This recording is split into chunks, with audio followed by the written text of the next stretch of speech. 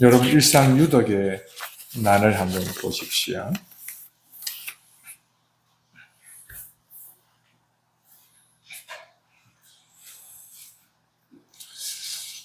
일상유덕의 글의 첫 단락에 보면 사람마다 확신하는 것이 있어요.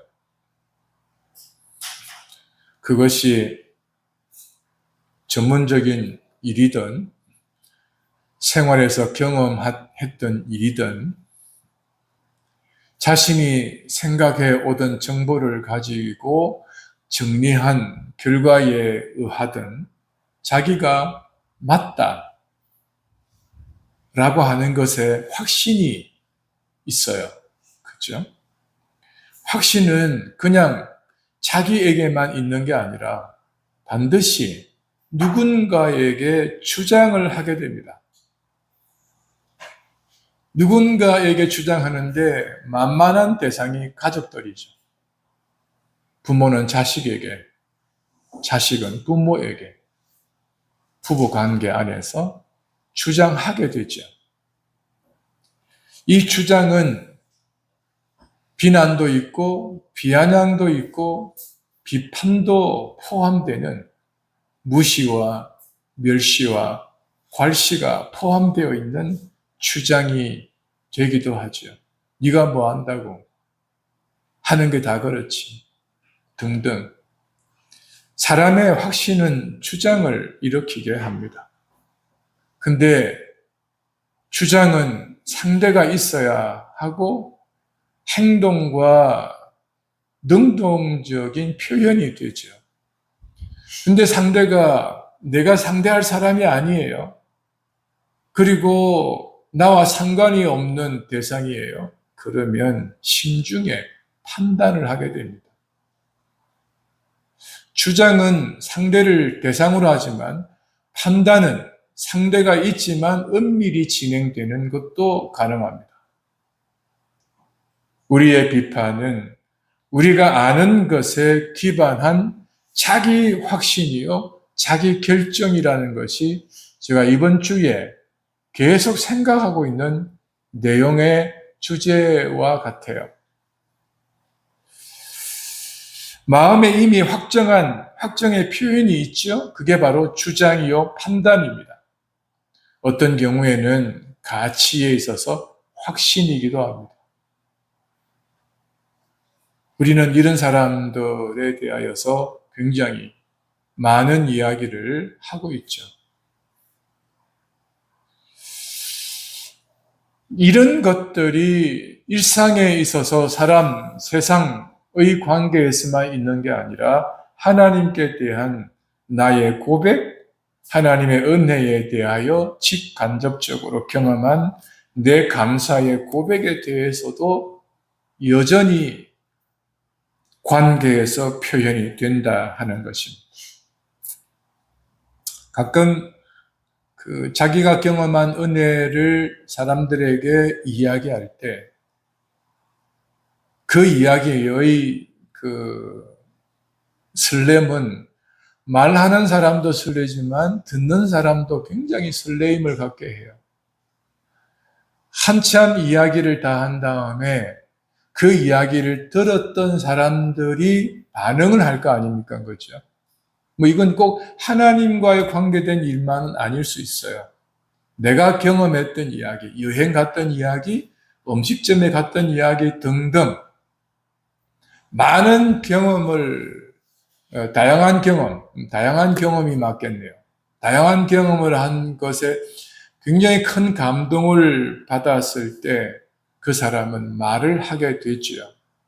자, 그 말을 들었던 혹은 듣고 있는 사람들의 반응을 이야기하자면 어떤 사람들은요, 그 하나님의 은혜를 이야기할 때 그 하나님께서 극적으로 아주 적극적이면서 그리고 극적으로 개입하셔서 역사했고 그래서 내가 하나님의 은혜를 크게 입었다는 말에 대한 사람의 반응. 야, 하나님 참 대단하시다. 그 힘이 너무 크시다. 하나님의 이 개입하심이 엄청난 파워를, 힘을 가지셨구나. 힘을 이야기하는 사람이 있어요. 제가 설교 시간이라서 내가 들었던 그 사람들의 용어를 말씀드리지는 않겠습니다만, 그러니까 하나님의 큰 힘을 이야기하는 사람들이 있어요. 근데 같은 사람, 그러니까 같은 자리에서 같은 이야기를 들었는데 또 한 부류의 사람은 와, 하나님이 그렇게 섬세하시네?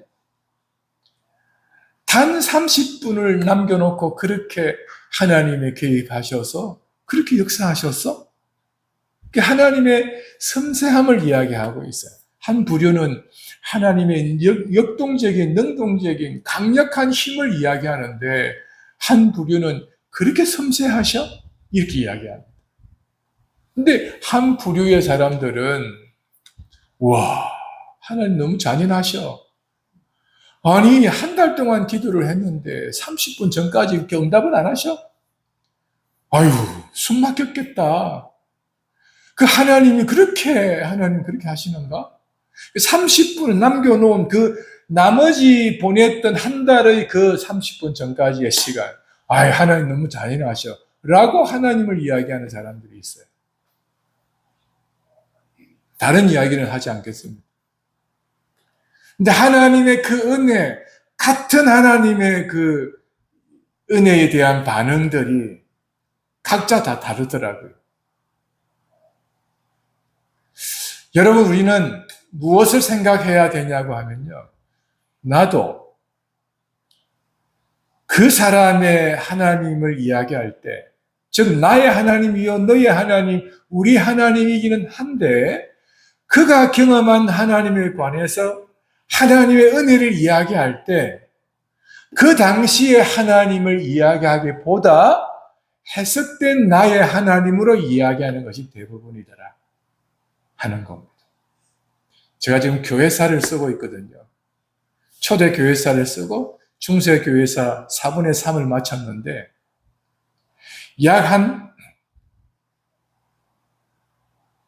1200년의 역사를 지금 제가 쓰고 있는 거잖아요. 그죠?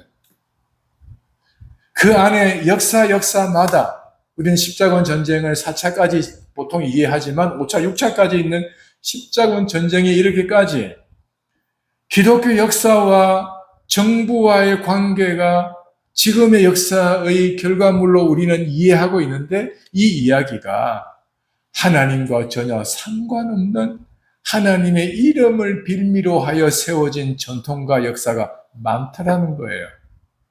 교회 역사 안에. 그래서 우리는 신학으로 그것을 이야기하니까 이게 정통이다, 저게 정통이다, 둘 다 정통이 아닌데. 그런 이야기 안에 우리는 교회 역사 속에 자라고 있었다는 사실을 제가 말씀드리고 싶은 거예요. 왜 그래야 하는가? 왜 이런 이야기를 해야만 하는가? 그게 제가 오늘 설교를 하면서 지난주, 저지난주 계속 이야기하고 있는 것이 우리는 마태복음을 읽을 때 마태가 왜 기록했는지부터 시작하자. 그 이야기. 좀 서설이 길었죠. 그래서 하나님께서 마태를 통해서 성경을 기록하고 있는데 마태의 손에서 기록되고 있는 이 글 안에서 우리는 이 성경을 읽을 때마다 마태복음을 딱 대할 때마다 가장 먼저 생각해야 될 게 뭘까? 마태는 그의 글 속에 말 속에 누구를 주인공으로 삼고 있을까요? 예수님이라는 것. 그렇죠? 마태복음 1장 1절에 그 예수님을, 그 주인공이신 예수님을 어떻게 소개했습니까? 아브라함과 다윗의 자손이었더라는 거예요. 그러니까 아브라함과 다윗에게까지 이르렀던 그 대수마다 이어왔던 그들의 조상들의 삶과 그 삶에 이르는 역사와 이런 것들이 고스란히 포함되어 있는 아브라함과 다윗의 역사 안에서 난 자손이더라는 거예요. 이건 언급을 자세히 하지는 않았습니다만 바벨론을 이야기하면서 덧붙여야 해야 할 일이 있는데요. 내용이 있는데요. 땅입니다. 땅. 아브라함에게 약속한 하나님의 언약이 뭡니까? 이 땅을 너한테 주마. 이 땅을 너한테 주겠다고 해놓고는 뭐라고 하나님이 더 말씀을 붙였습니까? 네가 아니라 너의 후손에게 주마. 400년이 지난 후 이렇게 이야기합니다. 그래서 그 땅을 얻었어요. 근데 왜 다윗의 자손이라고 했을까? 하나님은 다윗에게서 약속을 뭐라고 했냐면 네가 내 영광을 구하고 네가 내 마음에 합하였으니 너의 나라가 영구히 할 것이다. 땅을 영구히 할 것이라고 하는 약속을 다윗에게 주셨어요. 그래서 아브라함과 다윗의 자손이란 두 번째 약속이 바벨론과 함께 있어요. 그러니까 바벨론을 언급한 이유가 뭡니까? 그 땅에서 포로가 된, 전시물이 된 상태에서 바벨론에 몇 년을 살아야 했었습니까? 70년이에요. 70년. 70년을 보내면서 이스라엘은 기대하는 바가 무엇인지 아시죠? 구원자였습니다. 그 땅을 회복시킬 다윗에게 약속한 약속을 이루실 메시아가 올 것을 기다렸다는 거예요. 알고 보니까 요셉과 마리아에게서 호적에 올라가 있는 그 예수가 누구였다는 겁니까? 그 메시아였다는 거예요. 그게 마태복음 1장에 대한 이야기 아닙니까? 그것에서부터 마태복음을 읽어가라는 이야기예요. 여러분, 바울이 13권의 성경을 썼는데 바울의 기록한 성경의 기초가 아브라함과 다윗의 자손이었습니다. 그렇다면 이 마태복음을 잘 알면 바울이 쓴 13권의 성경을 잘 알 수 있다는 전제가 돼요. 그러면 우리가 성경을 읽을 때 신학이 뭐 어떻고 누가 설교를 했고 누가 설교했고 그건 저 뒤에 가서 중요함이 있지. 누가 설교를 잘하고 설교 잘하는 목사님 교회 사람들이 많이 모이고 그래서 내가 어느 교회를 다니고 있고 내가 그 교회의 누구이며 도토리 기재기 하늘에서 보면 그 아무것도 아닌 그 기재기 하고 있는 사람들을 보면 우리는 그런 기재기에서 자유할 수가 있어요. 그래서 하나님의 시각에서 하나님이 계신 자리에서 세상을, 교회를, 신앙을, 교인들을 볼 수 있다는 사실을 확인할 수 있을 것입니다. 그래서 성경을 보실 때는 이 마태가 예수님을 어떻게 말하고 있는가를 보는 것이 중요하다. 지난 시간에까지는 그래서 마태가 예수님을 이런 분이다. 예수님이 이렇게 오셨다. 이제 그 예수님이 산에서 사람들이 왔음을, 그들에게 천국의 복음을, 그리고 많은 사람들을 고쳐주어서 사람들의 마음에 큰 기대가 되었던 그 예수님이 산에서 내려오셨더라는 거예요. 그렇죠? 내려오셔서 궁궐이 아니라 고위 관직들에 있는 그 자리들이 아니라 어디를 가셨습니까? 병자들, 죄인이 있는 곳에 그가 절실히 필요로 하였지만 그가 누구인지를 모르고 있는 사람들에게 메시아가 올 것이라는 것을 알고는 있었지만 어디에 어떻게 누가 메시아인지를 모르는 사람들을 향하여서 예수님이 가셨더라는 거예요. 할렐루야. 네, 할렐루야입니다. 누가 메시아인지를 어떻게 알아요? 언제 어디에 어떻게 오실지 어떻게 알아요?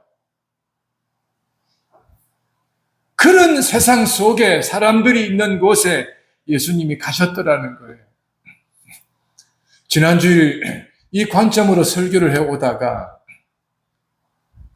33절, 34절을 지나서 9장으로 설교 준비를 하려고 막 하는데 33절, 34절에서 자꾸만 잡아 끄는 것 같았어요.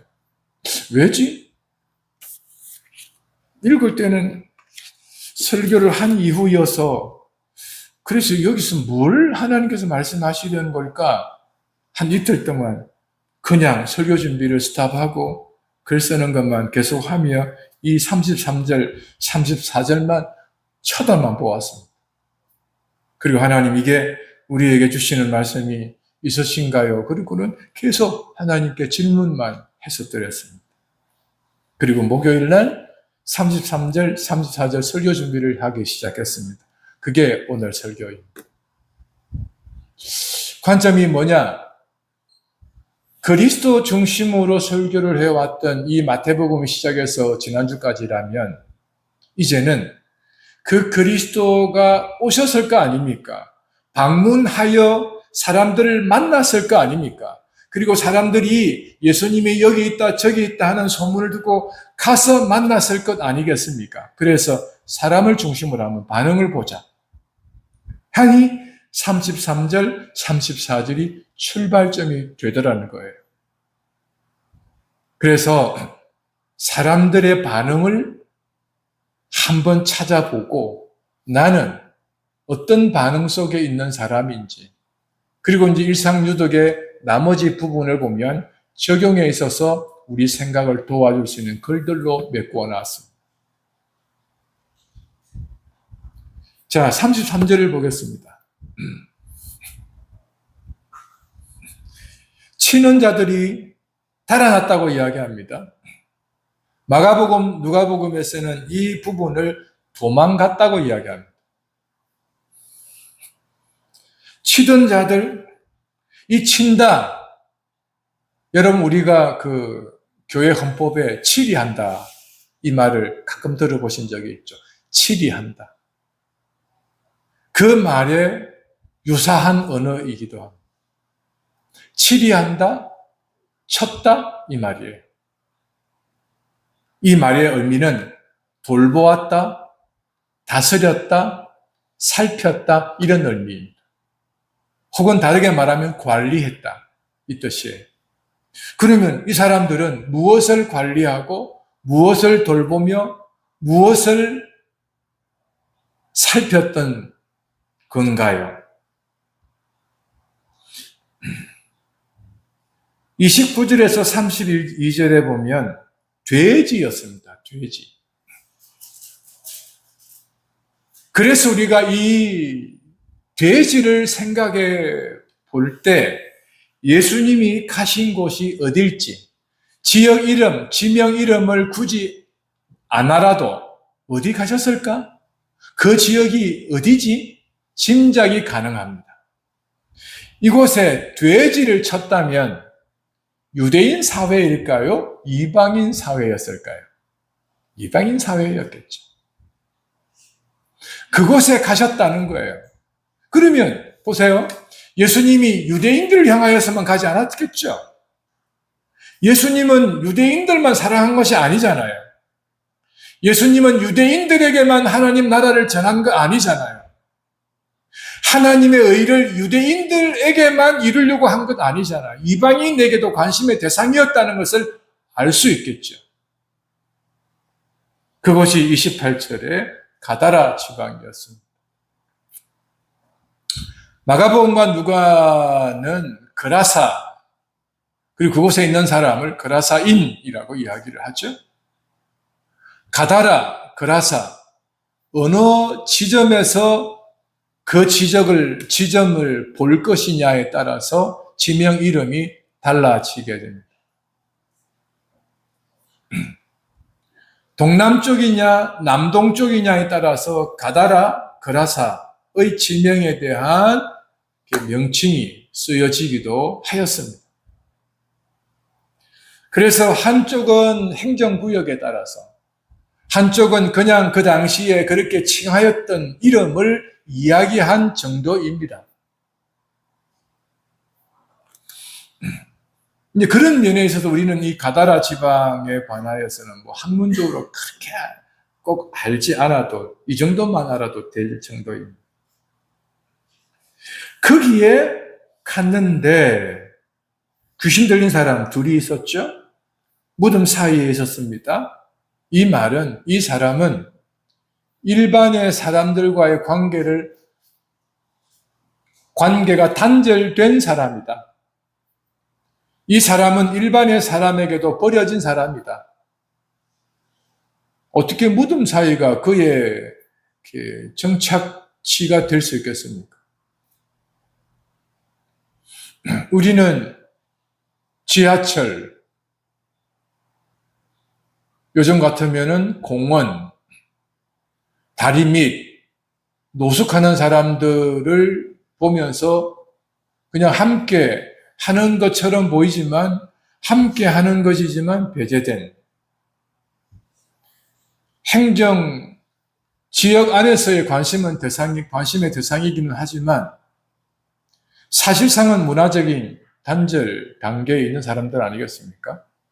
정서적 교감의 관계 안에서 단절된 사람 아니겠어요? 근데 이 무덤 사이라는 것은 모든 것이 단절된 겁니다. 행정의 관계 안에서 단절된, 버려진 그런 사람들이죠. 그러니까 최악의 조건에 있는 사람들이라고 보시면 되죠. 근데 거기에 예수님이 가셨는데 귀신 들려 있는 이들이 예수님에게로 달려와서 29절에 뭐라고 이야기합니까? 하나님의 아들이여 우리와 당신과 무슨 상관이 있나이까? 때가 이르기 전에 우리를 괴롭게 하려고 여기 오셨습니까? 마귀가 귀신이 예수님을 괴롭히는 게 아니라 예수님이 그들을 괴롭히는 대상이라는 거 아셔야 돼요. 참 여기서 참 이게 신앙의 해석력이 정말 달라요. 예수님을 비롯한 그의 제자들마저도 교회 성도들에게 뭐라고 이야기합니까? 세상에 파송된 하나님 나라요 제사장, 또한 제사장으로서 하나님 나라의 제사장 된 자라고 이야기합니다.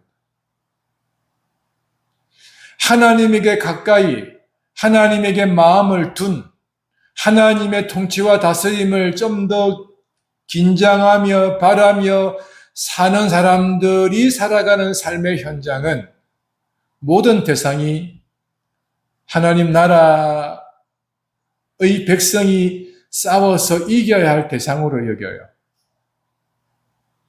근데 그렇지 않으면 하나님 어쩌자고 나를 이곳 같은 지옥 같은 곳에 보내셔가지고 나를 이곳에 보내어서 살게 하시냐고 라고 이야기를 하게 됩니다. 똑같은 상황인데 내가 어느 지점에서 보느냐에 따라 왕 같은 제사장으로서 사명을 위하여 기도하고 있고 이 지옥 같은 세상에서 좀 빨리 벗어나게 해달라고 기도하는 사람이 있어요. 같은 대상인데 어디서 보느냐에 따라서 기도가 다르더라는 거예요. 여러분 이 모습을 보면서 우리의 이 형편의 처지 상황을 보면서 예수님이 가시는 이곳에 이들을 보고 있는 또 다른 사람들에게서 한번 볼 수 있으면 좋을 것 같아요. 근데 귀신들은 그렇게 이야기를 합니다. 우리를 괴롭게 하려고 여기에 왔나요? 그렇게 이야기를 하고 있습니다. 30절에 같이 해봅시다. 마침 멀리서 많은 돼지떼가 먹고 있는지라. 귀신들이 예수께 간구합니다. 뭐라고요? 우리를 쫓아내실진데 돼지떼에게 가게 해주십시오. 마가복음과 누가복음에서는 돼지떼의 마리수를 이야기합니다. 2,000. 요즘 도살하게 되는 돼지 한 마리에 금이 얼마인가 물어봤더니 약 한 70만 원에서 80만 원 정도 한다네요. 2,000 곱하기 70으로 하면 약 한 14억 되나요? 여러분, 이게 지금 한 시간에, 한 날에 재산 피해가 14억이에요. 예를 들면. 여러분, 지금 막 계산하고 그러지 마세요. 대략입니다, 대략. 그러니까 약 한 14억 대의 재산 피해가 일어났다고요. 여러분들 주인이라면, 여러분들이 돼지떼를 관리하는 전문 경영자라면 어찌 하시겠습니까? 누군가의 재산 피해를 14억을 일으킨 직접 원인자는 아니지만 간접 원인자 아닙니까? 책임자니까요. 그 예수님은 14억의 재산 피해를 일으킨 주범이잖아요. 어떻게 보면. 허락했으니까.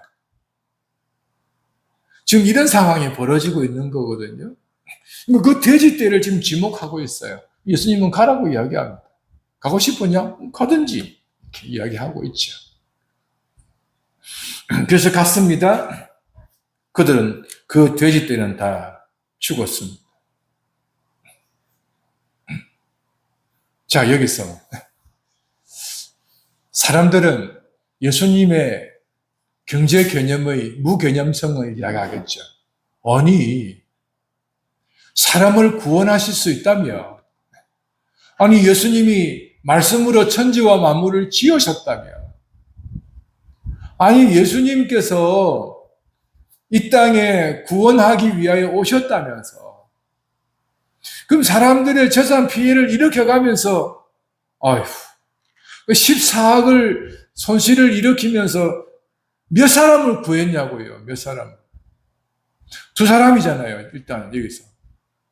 두 사람 구하자고 얼마를 투자합니까? 14억입니다.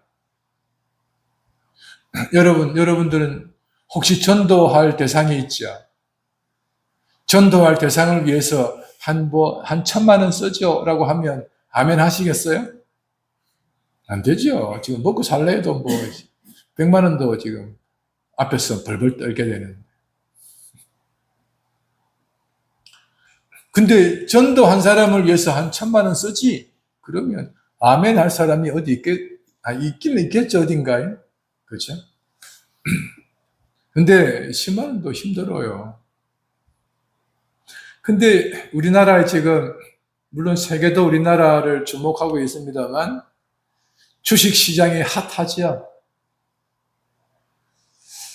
수백, 수천, 수억을 이렇게 수익을 낸 사람도 있지만 반대로 손실을 입은 사람도 엄청 많다는 이야기가 있긴 해요. 그런데 거기에서 또 만회되겠지, 또 이렇게 복구되겠지 등등. 어떤 사람은 아예 통장을 안 본다네요. 내려간 것 손실은 분명한데 보면 안 될 것 같아서 안 본다는 사람이 있더라고요. 이런 경제의 손실에 대하여 굉장히 민감한, 정확하지는 않겠습니다만 손실 난 것을 확인할 때 수명이 단축되는 스트레스를 받는다나요? 근데 지금 이 14억이나 되는 것을 손실을 보고 있으니 얼마나 어려운 상황이겠어요. 그렇죠? 지금 그런 상황들입니다. 그러니까 사람들이 반응을 보이기에 충분한 여건을 다 만들어진 상태입니다. 지금 드러난 게 무엇이었습니까? 귀신의 정체가 드러났죠. 귀신 앞에 있는 대상이 누구였습니까? 예수 그리스도가 드러났죠. 그리고 돼지떼가 죽었다는 말이 2,000마리가 되는 돼지떼가 죽었다는 사실이 온 이제 사방에 퍼질 거 아닙니까? 그런 상황이라고요, 지금.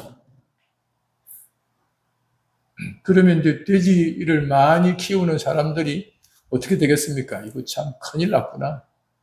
초긴장, 비상 상태 아니겠어요? 그때 당시에 우리 자매가 그 근처에 근무했다면 비상근무 출동해야 돼요. 지금 이 지역에 돼지떼 2,000마리가 죽는다는데 너 지금 빨리 긴급으로 출동하라고 하지 않겠어요? 그냥 사회 전반에 긴급 상황이 벌어진 것입니다. 그러니까 32절에 치던 사람들이 도망할 수밖에요. 도망간 곳이 어디입니까? 33절에. 어디로 도망갔습니까? 시내입니다. 목적이 뭐죠? 고하기 위해서. 첫째로 주인한테 고하겠죠.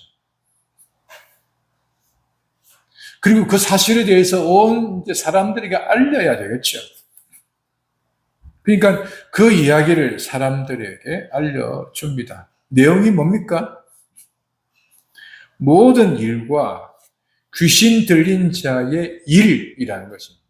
아주 구체적인 일로 표현을 하고 있습니다. 귀신 들린 자에게 일어난 일. 그럼 자연적으로 그 일을 말하면서 누가 소환되어야 할까요? 예수라는 우리 주님이십니다. 자, 34절 봅니다. 온 시내가, 우리말로 하면 온 동네가 발칵 뒤비졌습니다. 누구 때문에요? 예수님 때문에. 어떤 사건 때문에요? 돼지떼 사건 때문에. 자, 우리가 예수님을 안 믿는 사람이라고 전제를 해볼게요. 지금 한 이야기가 두 개의 대상이 지금 존재하지 않겠어요, 그죠? 모든 일, 돼지떼 일이죠. 누가 일으킨 일입니까? 예수님이죠. 새 개념으로 이야기해야 되겠네요. 귀신 들렸던 사람들, 돼지떼, 예수님. 여러분들이 예수님을 안 믿는 사람들이었다면 우리 몸이 많이 아픈 사람들은 그 셋 개념 중에서, 대상 중에서 누가 먼저 들어올까요? 귀신 들렸던 사람입니다. 귀신 들렸던 사람이 고침을 받아? 그럼 나도 가능한가? 그러고는 예수님에게 일말의 희망을 걸겠죠. 그다음 두 번째, 나에게 돼지가 많아요. 그러면 내가 돼지가 많은 사업가라면 어떤 생각이 들까요? 혹시 나의 돼지도? 그러면 여러분들이 만약 돼지를 키우는 양돈업자라면 그 소식을 들었을 때 어떤 생각이 들겠습니까? 혹시나 우리 돼지도? 이런 위험성을 느끼지 않겠어요, 그죠? 그 다음에 세 번째, 예수님을 봅시다.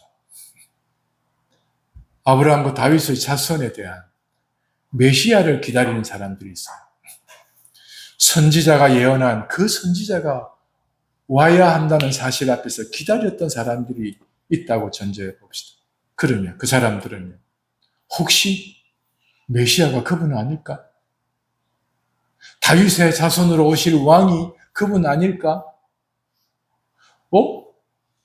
아브라함의 자손 그가 바로 저 사람이 아닐까? 그래서 그 예수님을 향해서 혹시 메시아가 아닐까 하고 나아가지 않겠어요? 세계의 반응을 가진 온 시내가 예수를 만나려고 하는 여기에 콱 집어넣으셔야 합니다. 그게. 여러분들은 어디에 해당이 되어야만 할까요? 어디에 해당되었나요? 어디에 해당되어서 살아야 할까요? 이런 질문을 받을 수 있겠죠. 자, 온 시내가 예수님을 만나려고 첫째, 어디 있습니까? 나갔다. 뭐 하려고요? 뭐 하려고 나갔을까요? 만나려고. 보려고 갔죠. 그리고 그 상황을 알려고 갔죠. 나가는 목적이 다양할 것입니다. 왜 나가는지는 분명할 겁니다. 그 분명한 것은 각자가 달라요. 각자가. 예배당에 오는 사람도 예배하는 자리에 온 사람들도 각자가 다를 수 있습니다. 그거는 아무도 모릅니다. 자기만 알 뿐입니다.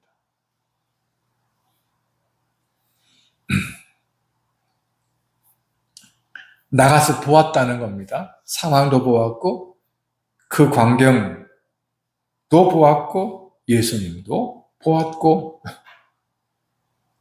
그리고 귀신 들려서 살던 사람의 온전함도 보았습니다. 자, 첫째, 오늘 34절에 나온 사람들의 반응은 어떤 반응이었습니까? 이 모든 일과 귀신 들린 자 일을 고함을 받은 그들이 이 상황을 와서 보고는 34절 마지막 부분에 뭐라고 간청합니까? 이 지방에서 나가달라. 제발 좀 나가달라고 이야기합니다. 이게 사람들의 첫 반응이었습니다.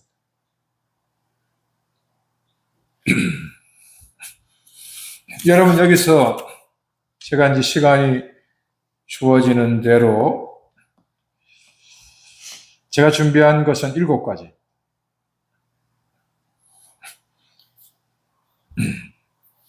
자, 예수님께서는 이 무덤 사이에서 살던 그리고 귀신 들려서 살고 있는 사람을 고쳤다는 이 사실은 이 두 사람에게 보인 예수님의 메시지는 내가 이제 이들의 주인이다 라고 하는 주인 변경을 보인 현장이었습니다. 이 현장에서 떠나라는 이 말은 당신은 이 사람의 주인이 되었을지는 모르지만 나의 주인은 아니야. 이런 반응이죠. 그의 주인이 되었던 것은 당신이 알아서 할 일이고, 그러나 나의 주인이 되는 것은 안 돼. 그래서 가주시오. 이런 반응을 사람들이 보이고 있습니다. 여러분, 제가 옛날에 강도사 시절에 노인학교를 교회에서 했었고, 제가 한 건 아니죠. 디렉트를 한 거죠. 그리고 주중에 그 어른들을 찾아 방문해서 개별적으로 이제 복음에 가깝게 온 사람들에게는 복음을 전하는 시간을 가지는 그런 스케줄을 보내드렸습니다. 어느 집에 가서 그 어른에게 복음을 전했는데 그냥 쭉 듣고만 그래서 그냥 긍정적인 반응을 보인 어른이 계셨습니다. 근데 어느 집에 갔더니 우리에게 좋은 거 주는 거 안다. 맛있는 거 해주시는 것도 안다. 우리 같은 사람 즐겁게 해주고 건강하게 해주는 것도 안다. 우리에게 하나님 이야기하는 것도 괜찮은데 예수님 이야기는 하지 말아라. 이런 이야기를 하신 어른이 계셔요. 하나님 이야기까지는 듣겠는데 예수님 이야기는 못 듣겠다. 이런 이야기 하셨던 할머니가 계셨어요. 유사한 반응이에요. 귀신 들려서 무덤 사이에 거하는 사람의 주인이 되었냐? 그러나 우리의 주인은 아니야 하고 보내려고 하는 이 사람들의 반응. 우리가 관계하는 사람들에게 많은 사랑을 베풀고 내 것으로 그들을 섬기고 그래서 교회 다니는 나, 예수 믿는다는 나 좋아할 수 있어요. 근데 그가 같은 예수님을 믿는 것은 기대하지 말아야 돼요. 아니, 제가 용어를 잘못 썼습니다. 기대는 하지만, 너도 예수님을 만나야 돼. 내가 이렇게 하면 너도 예수님을 만날 수 있을 거야. 라고 하는 이 당위성을 가지지는 말아야 해요. 기대야 안 될 수도 있고, 될 수도 있고. 그래서 이 부분에 대해서는 우리가 잘 기억을 하셔야 합니다. 그래서 이 사람에게는 예수 그리스도가 주인이 되어 그 집에 있는 귀신을 쫓아내시고 방 청소를 다 해버리는 주님을 보지만, 청소하려는 이 사람들에 대하여서는 그들 스스로가 아니야 라고 반응을 해버렸습니다. 두 번째는 하나님 나라의 이 질서는 세상 나라의 경제 질서에 관하여서 우선하지 차선으로 있지 않아요.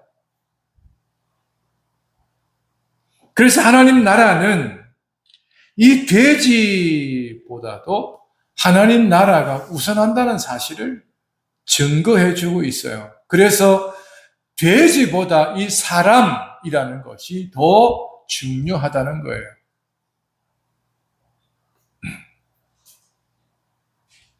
지난주에 일상유덕인가 아니면 언급에서 말씀드렸던가의 기억이 나는데, 강아지를 이렇게 운동하며 산책시키며 그 강아지를 좀 이렇게 바람 쐬어주러 나오는데, 가다가 냄새를 여기 맡고 저기 맡고 또 저기 갈라 그러고 여기 갈라 그러고 또 거기 쉬하고 응가하고 하는 거 다 기다려 주더라고요. 사람은 또 옆뒤에 그 봉다리 가방 한 차가지고 하면 또 챙겨서 막 그 강아지 엉덩이 닦아서 그렇게 가는데, 아주머니 한 분이 오른손에는 2만여만이 되는 수박 큰 거 하나 사고, 왼손에는 이렇게 시장봉 들고, 아이는 쭈쭈 하나 먹이고, 저희 마트에서 아파트는 얼마 안 되잖아요. 그 오는 거리에 빨리 안 온다고 이놈의 손, 그러고는 막 다구치고, 엄마는 먼저 가려고 그러고, 아는 막 입 쭈쭈바 물고 빨리 간다고 막 떼굴떼굴 부르고 있고. 그게 그날 제가 본 아파트 안에서 본 장면이거든요. 아이가 강아지에게 인내력이, 부모의 인내력이 안 되는가. 상황이 그래서 그렇겠지만 씁쓸하던데요. 요즘 그런 유행어 있잖아요. 부모가 야야 니 강아지 돌보는 거 반만 좀 돌봐다오 이런다네요. 너 강아지한테 신경 쓰는 건 나 엄마 반만 좀 해줄래? 이런 이야기가 나돈다고 하더라고요. 우리 사회는 점점 이 가치에 사람이 아니라 돈으로, 사람의 존재 가치보다 돈이 주는 존재 가치가 더 커가는 이 사회를 우리는 살아가고 있는 것 같아요. 예수님은 그 질서를 바꿔버렸습니다. 그 당시도 그랬거든요. 예수님에게 있어서 하나님 나라의 질서는 사람이라는 거예요. 사람. 너희가 버린, 너희와 함께 할 수 없었던 그 사람, 내가 주인이며 그를 살리는 것이 경제적인 가치보다 더 소중한 것이, 내 나라는 적어도 그렇다는 것을 말하고 있어요. 하나님 나라는, 나로 통하여 이루어지는 그 하나님의 나라는 적어도 그렇다는 것을 보여주고 있어요. 근데 이 가다라 사람들은 여기서 좀 나가주실래요? 떠나주실래요? 이런 의미가 뭡니까? 당신이 세우는 나라보다 우리가 이미 가지고 있는 나라가 더 소중해. 이런 가치를 예수님에게 보이고 있어요. 우리가 살아가는 시대가 그렇다고요. 하나님 나라를 아무리 말해드리더라도 우리가 이 예배당문을 나서는 순간 세상에 대한, 세상 나라에 대한 가치가 역시 그렇지라고 여기며 살면 우리들마저도 들었던 말씀, 가진 말씀, 집에서 보시겠지만 이 말씀에 대한 가르침은 패스해버려요. 여러분, 이것은 결코 웃을 일이 아닙니다. 저도 싱긋이 이 본문을 보면서 아이고 그랬구나 그랬었거든요. 한 영혼에 대한 가치보다 한 영혼이 교회에서 일으킬 그 가치, 그게 더 우선적인 순위가 되어버리는 우리 시대. 예수님께서는 이 사람을 고쳐서 살려서 하나님 나라의 가치를 보여주는데 이 가다라 사람들은 필요 없다는 것이에요. 그래서 떠나가라는 것을 말하고 있습니다.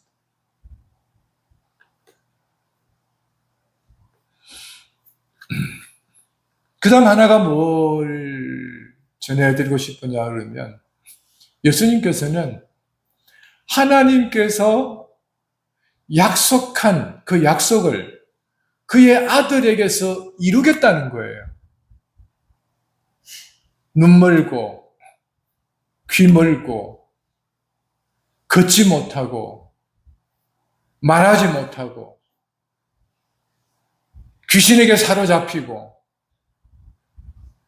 형편없는 이 어두움에 있는 사람들, 성경은 이야기하잖아요. 어두움의 안전, 그들을 향하여서 선지자의 말을 이루려 합니다. 그 흑암의 땅에 앉은 사람들에게 빛으로 오신 자가 예수님이라는 사실을 말해주고 계신다 하는 것입니다.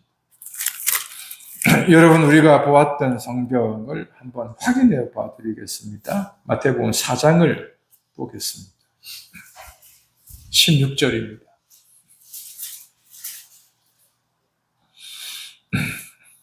예수님의 관점에서 봅니다. 같이 봅시다. 흑암에 앉은 백성이 큰 빛을 보았고 사망의 땅과 그늘에 앉은 자들에게 빛이 빛이었다. 예수님이 그런 분으로 오셨다는 거예요. 얼마나 그들에게 놀라운 일이겠습니까? 모든 사람들이 이 빛을 받으셔야 했던 거예요. 그런데 정작 사람들의 반응이 뭡니까? 이 빛을 받은 무덤 사이에 지냈던 이 두 사람은 이 빛이용을 받은 사람에게 하나님께서 나라가 되게 하시고 빛의 나라의 백성 되게 만들어주시는 이 자리에 이르게 하지만 이 소식을 들은 사람들에게는 어떤 겁니까?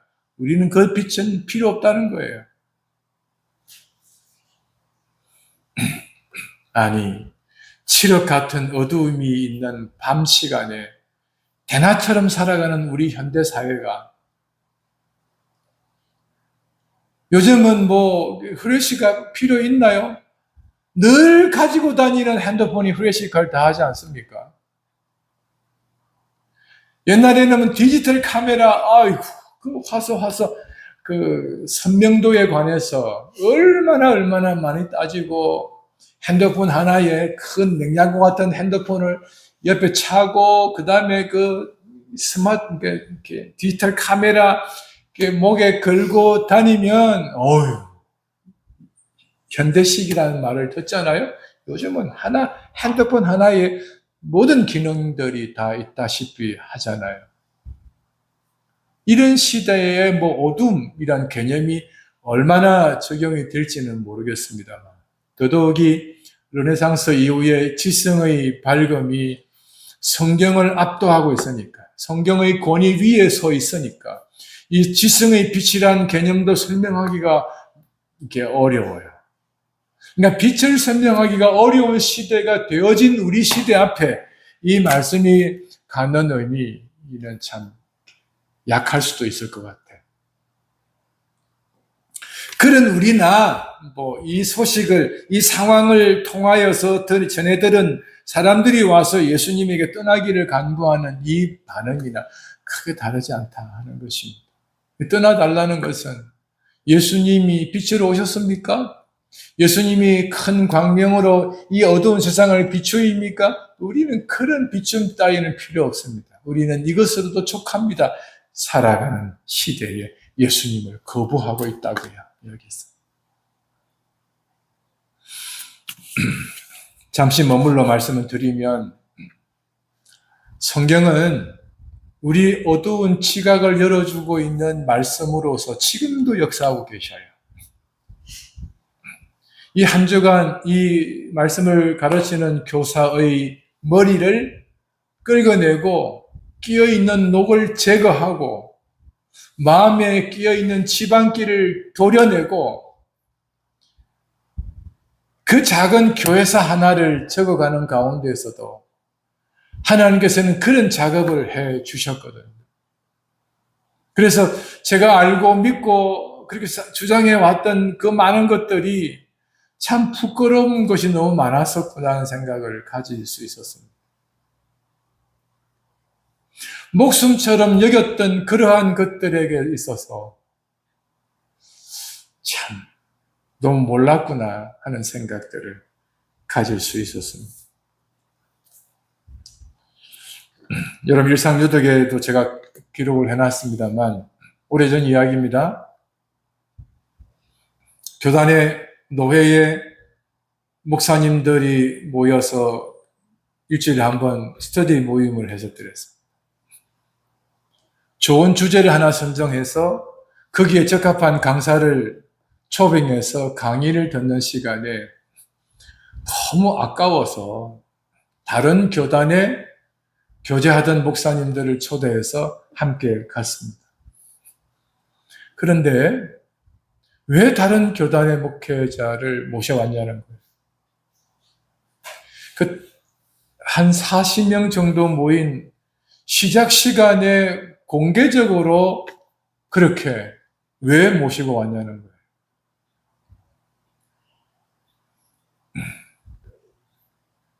초대한 사람도 무안하고 초대받은 사람도 무안하고 어떻든 왔으니 듣기는 하지만 다음부터는 하지 말라는 당부를 하고 3시간의 강의를 다 마치고 헤어졌습니다. 다시는 그 모임에 가지 않습니다. 예수님께서 남겨놓은 예수님의 지식을 예수님께서 이 말씀을 왜 하셨는지, 어디서 하셨는지에 대한 그 차상까지 다 가지고 있는 이 맡은 자들이 마치 자기 것이냐. 그런 예수님의 제자라면 저는 교제하지 않을 생각이에요. 내 것 아니잖아요. 나 하나 잘 살자고 하는 거 아니잖아요. 내 눈앞에, 내 시각에, 내 판단에, 내 지식적인 가치 안에 형편없는 사람들에게 이 복음을 전하지 않아야 할 이유가 없는 말씀. 그거 아니잖아요.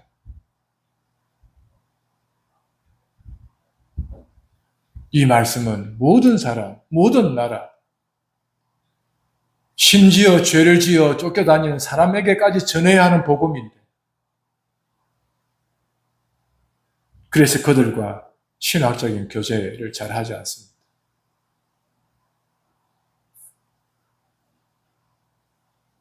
그렇다고 단절을 하거나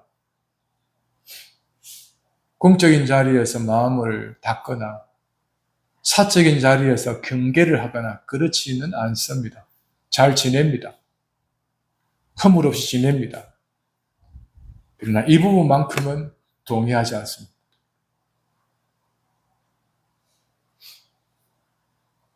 후배들에게는 이 이야기를 자주 해드립니다. 이 이야기가 틀리지 않았다는 사실을 그들 모두가 다 인정합니다. 이 예수님에 대하여서 이야기하는 이 새 언약에 대한 성취와 관련된 것들에 대해서 이 사람들은 필요치 않다고 이야기를 하고 있습니다. 마지막 하나만 더 소개해 드립니다.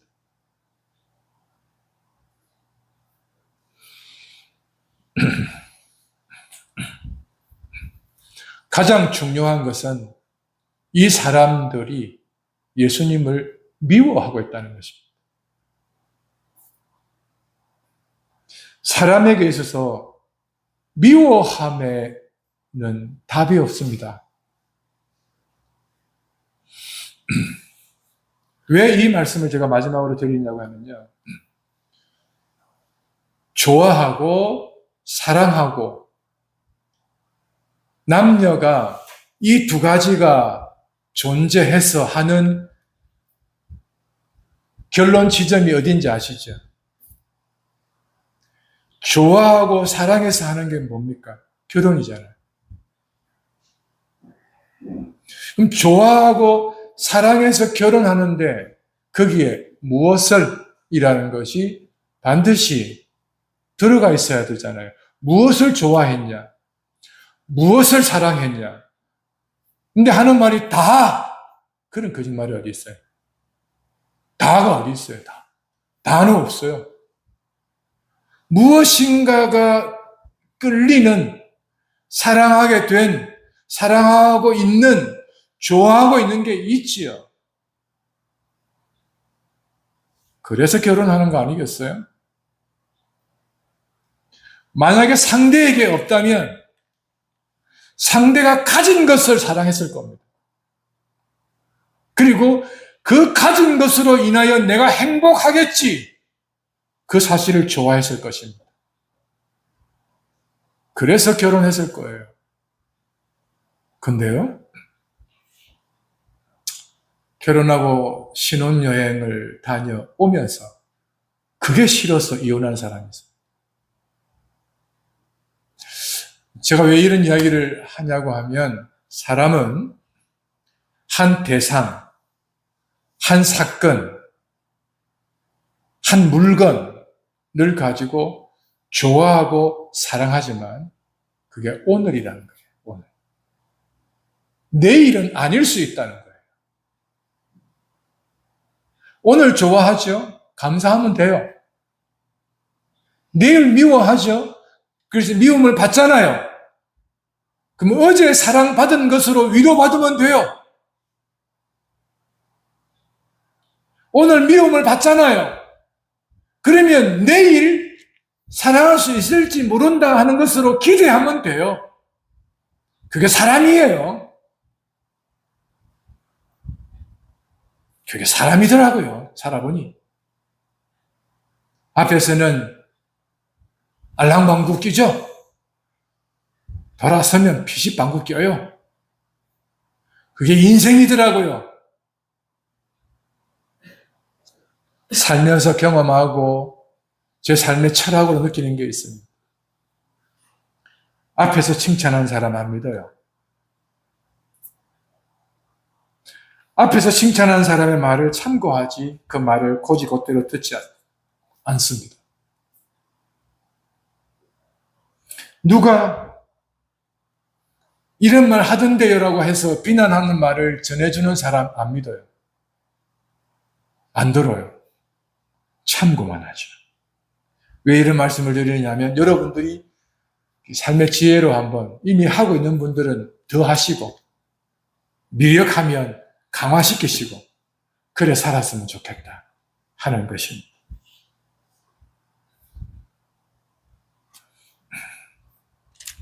미움이 생기면요. 좋은 것조차도 미워합니다.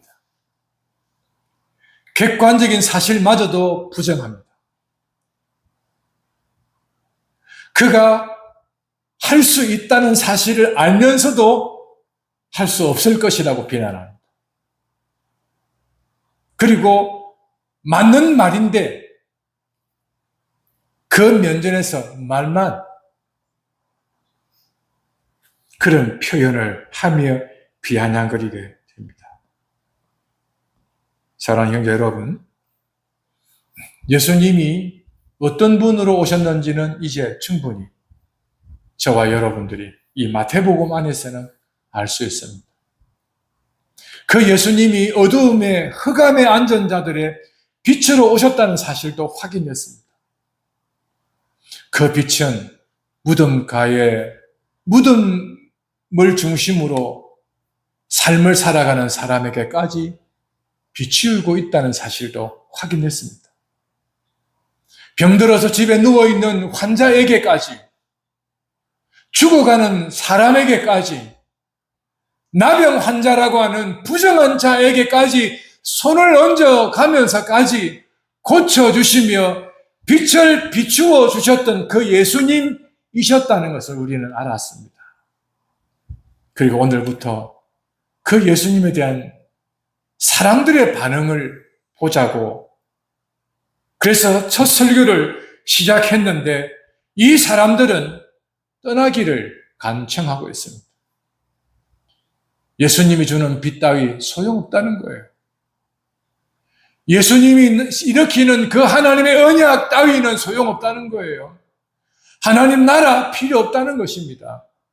예수님이 내 삶의 주인 필요 없다는 거예요. 돼지 때만 있으면 된다는 거예요. 예수님 주시는 것, 예수님으로 말미암은 것, 예수님이 함께하는 나라 필요 없다는 거예요. 그래서 떠나라는 거예요. 그게 사람들의 지금 반응입니다. 자, 여러분들은 어찌하시겠습니까? 우리는 이미 우리 마음 가운데 오시옵소서.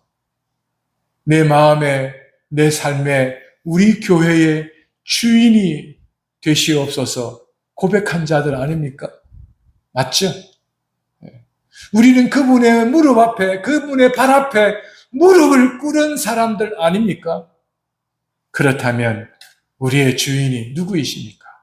예수 그리스도.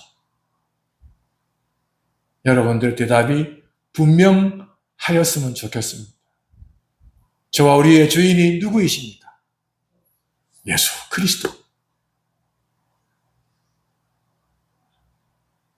그리고 우리 마음에, 우리 생각에, 우리 삶의 빛이요, 등불이요, 이것이 누구입니까? 예수 그리스도이십니다. 수천 년 전부터 약속하신 하나님의 언약이 유대인들에게만 아니라 이방인에게로까지 이어져서 언약을 성취하여 언약의 주인 되시고 언약의 왕이 되시고 언약의 중보자가 되신 예수님이 우리의 주님이 되었습니다. 그래서 우리는 그 예수님을 하나님의 아들이요 누구라고 고백합니까? 그리스도라고 고백합니다. 따라서 우리는 그분 때문에 우리는 언약 백성이 되었다 하는 것을 말할 수 있습니다. 여러분, 우리는 아담 안에 있는 본성의 발휘가 계속되어지면 이유 없는 싫어함으로, 이유 없는 미워함으로, 아니면 가치의 중심이 하나님 나라가 아니라 세상 나라의 가치의 중심으로 옮겨와 그냥 미워지는 하나님의 나라, 그냥 미워지는 하나님 나라의 백성들, 그냥 미워지고 싫어지는 하나님 나라의 질서가 우리의 싫어짐의 대상이 될 수 있습니다. 예수 그리스도 안에서, 성령의 가르침 안에서, 성경의 가르침 안에서 이 미워짐을 단속하고 우리 마음을 잘 지켜서 감사를 잃지 않고 사랑을 잃지 않으며 그리스도가 우리를 위하여 십자가에 죽으신 그 하나님의 신실함을 잃지 않아서 하나님의 언약이 계속 성취되기를, 하나님 나라가 더 강건해지기를, 하나님의 배치의 백성의 그 정체성이 더 분명해지기를 바라여서 이런 사람의 반응이 아니기를 기대하고 소원해 봅니다. 같이 합시다. 나는 하나님의 백성이요 빛의 자녀입니다. 예수 그리스도는 하나님의 아들이요 나와 우리 주님이십니다.